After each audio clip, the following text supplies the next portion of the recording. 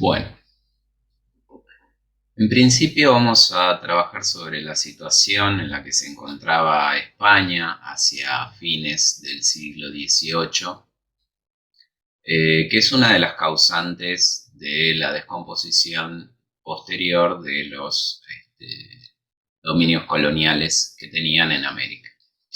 Bueno, España hay que tener en cuenta que hacia fines del siglo XVIII, se encontraba bastante atrasada en todo lo que era el desarrollo industrial. Esto se debía a múltiples factores. Uno de ellos era que, digamos, la herencia feudal española era muy profunda, entonces todavía las regiones no se hallaban totalmente integradas, o por lo menos no existía una idea demasiado concreta de lo que era España como una nación, sino más bien existían muchas divisiones internas, había muchas regiones que tenían sus propios dialectos, hasta el día de hoy siguen existiendo regiones dentro de España que tienen sus propios dialectos, pero en aquellos momentos las divisiones eran mucho más profundas, no había una integridad económica, en algunas regiones había monedas propias, locales, diferentes de las monedas que se utilizaban en el resto del reino, hasta incluso diferentes unidades de medida, no había una conformación nacional que permitiera un desarrollo ni del comercio y sobre todo no de la industria, entendiendo que para desarrollar una industria eficiente es necesario que haya buenas conexiones y buenos transportes y buenas comunicaciones, ya que las materias primas se producen generalmente en determinadas regiones que se encuentran alejadas de los centros urbanos donde se da el proceso de industrialización, es decir, donde estas materias primas se procesan en fábricas y se obtienen los productos para vender en el mercado. Eso en España no existía y dificultaba mucho el desarrollo de este tipo de industrias, el desarrollo de las fábricas, la mecanización de la producción. Por otro lado, la clase social que generalmente empuja este tipo de desarrollos, que es la clase comerciante, la clase burguesa, en España estaba muy venida menos porque, bueno, sistemáticamente el enriquecimiento personal y la búsqueda de negocios y el préstamo de interés y todas las actividades en general a las que se dedicaba la burguesía se las identificaba ideológica o religiosamente con el pueblo judío, lo cual para el sistema español que se apoyaba tanto en la doctrina del cristianismo católico, era algo mal visto. Entonces había sido la clase comerciante siempre despreciada dentro de España, incluso se habían dado varias expulsiones de judíos que en definitiva terminaban siendo expulsiones de la clase burguesa, de la clase comerciante. Eso también complicó el desarrollo industrial de España. La cuestión en definitiva es que nos encontramos con una España de fines del siglo XVIII, principios del siglo XIX, que está completamente falta de cualquier tipo de industrialización o de proceso de desarrollo industrial. Esto no quiere decir que en España no se consuman productos industriales, como en el resto de Europa. El inconveniente de no producirlos ellos era básicamente que quedaban dependiendo de las producciones industriales de países extranjeros. En aquel momento los dos países más industrializados eran Inglaterra, era el número uno, y Francia. ¿Sí? Con lo cual España va a quedar como un reino dependiente de la producción industrial de sus vecinos ingleses y franceses, con el aditivo de que ellos realmente no producen nada demasiado interesante para el mercado, pero obtienen de todas maneras la plata y los recursos necesarios para comprar estos productos industriales a los otros países a través de las riquezas que extraen de sus colonias americanas. literalmente extraen plata y oro, además de un montón de otros productos que pueden venderse en el mercado.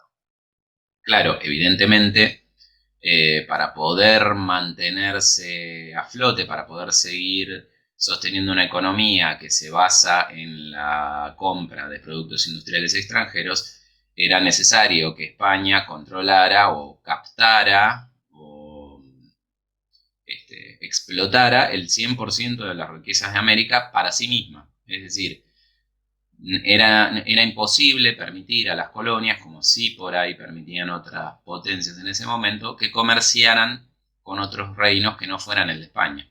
¿Sí? Sobre todo considerando que los reinos con los cuales lógicamente comerciaría cualquier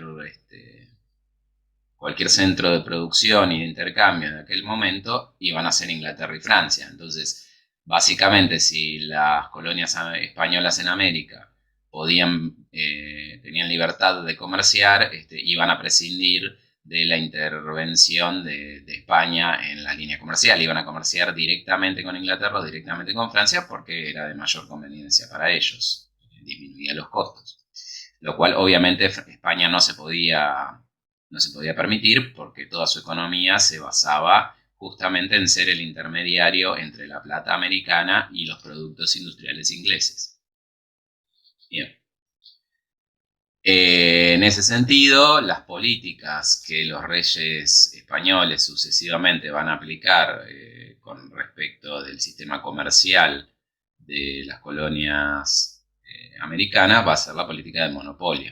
Es decir, se le va a impedir, se le va a prohibir a las colonias españolas en América comerciar con nadie que no sea España. ¿Sí? Solo se le puede vender a España y solo se le puede comprar a España. Y siempre a través de puertos autorizados y solamente está permitido el comercio a aquellas personas o empresas, grupos de personas que hayan comprado la autorización del rey. Obviamente, para sostener este sistema es necesario tener un control lo más directo posible.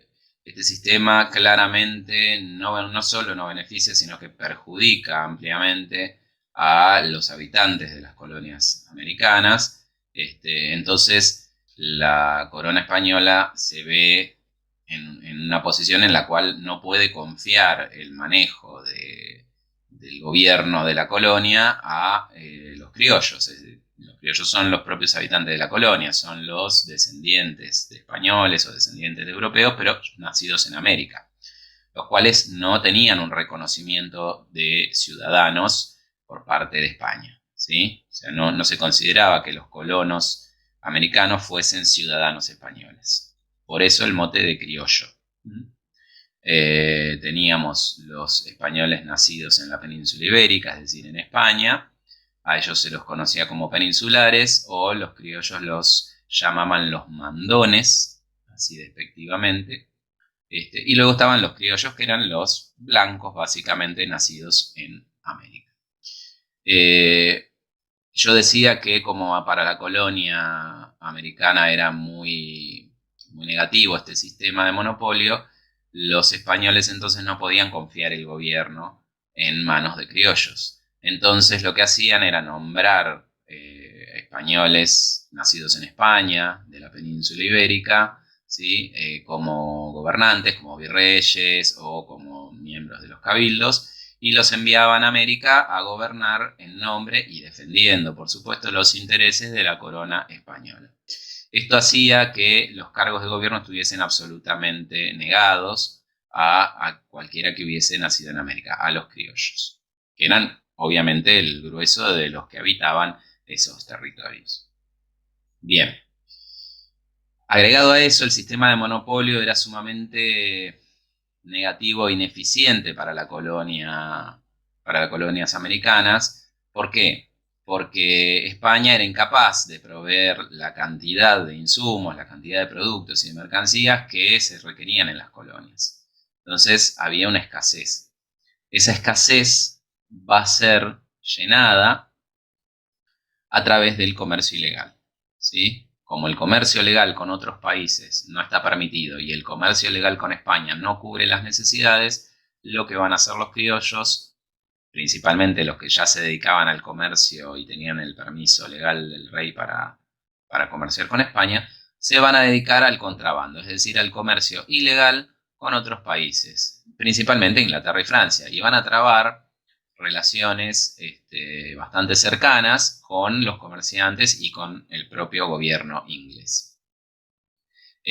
A partir de ese contrabando, los criollos contrabandistas se van a ubicar dentro del esquema social de la colonia como una suerte de clase dominante, ya que van a ser ellos los que provean al pueblo de los insumos y de las mercancías que los españoles no les dan, no les proveen. Aquello que falta no se consigue por los medios del mercado oficial, sino que se contacta a alguno de los contrabandistas y se consigue.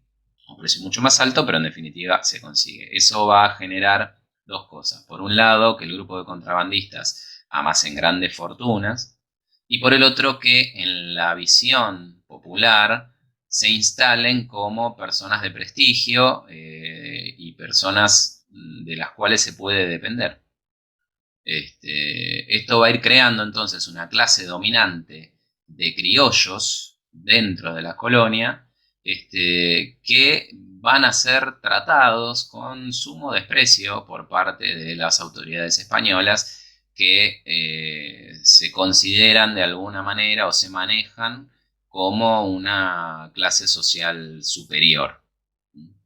Empieza esta disputa entre peninsulares o mandones, como les decían acá, y criollos. Y esto hace crecer el descontento de los criollos hacia los españoles peninsulares, y de esa manera empiezan a germinar las primeras semillas de la revolución.